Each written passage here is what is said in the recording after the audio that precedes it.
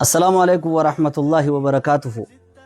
وعلى مغرغدو بغتين سنجه وني لمان ويا عرفة الره خن قبرون ربي خنا تجرو في خن مكان جري أسجر خون صومان ودان خون أتشي لبيك اللهم لبيك يجودان بغتنا نسنجه قم بلاتين ويا أيانا عيد الأضحى المبارك إيدا خبجادا إيدا برخادا إيدا أضحادا بغتين سنجه جچو برباتي دامسة كون قبا akka qalbiin cabsine hadara eenyuun baana dubartoonni guyyaa irraan soommanin sababa uzrii rabbiin isinii godheetiin kan hin soommanin dhaamsa kanaan isiniin ge'uu barbaadi namni osoo fayyaa qabaatee soommanu odoonii fi xaharaa qabaatee soommanu guyyaa irraa kasoommanaan oolee fi kasoommanaan hin oolin sababa saniin sawaabni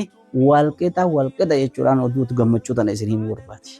Takka gama biraatiin tabiraa taniin isin yaadachiisuu barbaadi. Galgalli kun dalagaa hajjii keessatti galgala warra hajjiidhaatiif akkaan jabaadha. Galgala namni isaa achi jiruufillee yaa Rabbi laaffisiif jettanii keessattuu kan namni guddaan achi jiru jechuudha. Namni umriidhaan deeme achi jiru galgala akkaan kadhattanii fi galgala musdalifaati. Guyyaa hajjii keessaa galgallee akka galgala kanaa fi baruurra jabaadhaan jiru Rabbi isaaniif halaaffisuun jechuu barbaadi.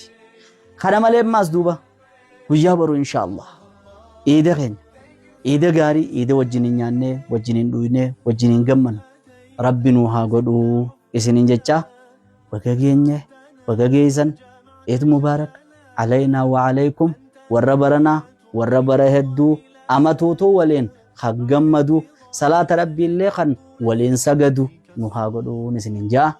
Assalamu alaikum warahmatullahi wabarakatuh.